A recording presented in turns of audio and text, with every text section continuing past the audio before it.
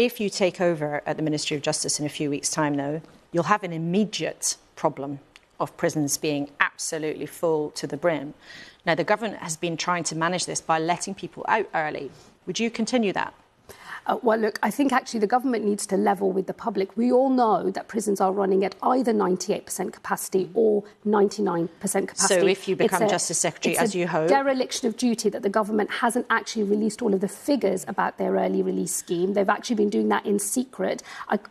It would be irresponsible for me from opposition, without seeing the data about the number of offenders that have been released or having all of that information to have, to make those decisions. But hang on, this is a question of principle. The government has been dealing with intense overcrowding in prisons by letting some offenders out early. Would you stop that, or would you continue with it?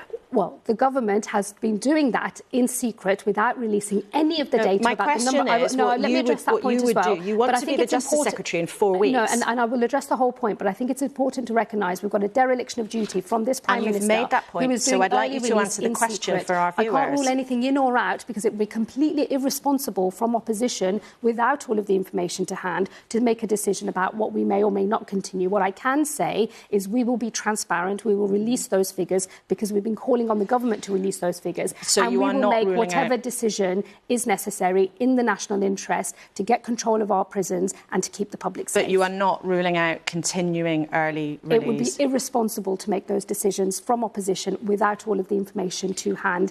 An incoming Labour government, if we're privileged enough to win, would have to lift that bonnet and see what horrors await. But you